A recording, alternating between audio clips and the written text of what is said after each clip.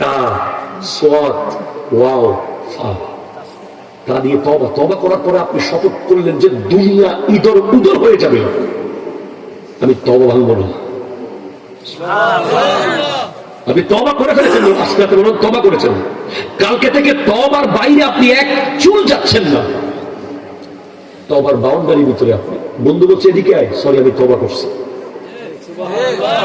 এটা খা আমি তওবা করছি, এগুলো নে আমি তওবা করছি, এটা বল আমি তওবা করছি। তখন দুনিয়া আপনার জন্য খুব কাঁটাযুক্ত হয়ে যাবে। তওবার উপরে হাঁটা মানে কাঁটার উপরে হাঁটা। দেখবেন সবাই একদিকে, আপনি আরেকদিকে। এভাবে একদিন, 2 দিন, 3 দিন, 4 দিন, 10 দিন, 20 দিন, 40 দিন, 50 দিন, 1 মাস যাক, নতুন একটা স্টেজ আপনার সামনে খুলবে, যেটার নাম সাফা সোয়াদ, ট্রান্সপারেন্সি, স্বচ্ছতা। দাগ ছিল অনেকগুলো এই আয়নায়, তওবার পানি ঢালতে ঢালতে ঢালতে ঢালতে ঢালতে একটা একটা দাগ মুছেছে। মুছতে মুছতে মুছতে এটা স্বচ্ছ, ট্রান্সপারেন্ট, একেবারে পিওর, নিট এন্ড ক্লিন হয়ে গেছে। ওটাকে বলে সাফা। ওই সাফা থেকে সুফি।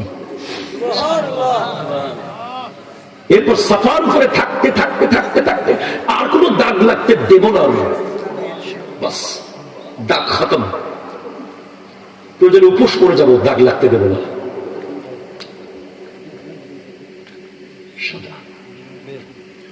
না খেয়ে মরবো, দাগ লাগতে দেব না। গড়ে পানি পড়বে বৃষ্টি, দাগ লাগতে দেব না। ক্ষমতা সামনে এসে মানুষ দেবে, দাগ লাগতে দেব না। দাগ ছাড়া যদি না লাগাই থাকতে পারেন, একদিন নতুন একটা স্টেজ খুলবে। ওয়াও, ওয়াও দিয়ে হলো ভিলায়ত।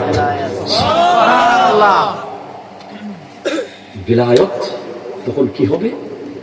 আপনি এখন আর বান্দা নাই, বন্ধু হয়ে গেছেন। এতদিন বান্দা ছিলেন, এখন বন্ধু। এখন বেলায়েত হওয়ার পর আপনার অবস্থা কি হয়েছে? আল ওয়ালিয়্যু হুয়াস সাবিরু তাহতাল আমরি ওয়ান নাহি।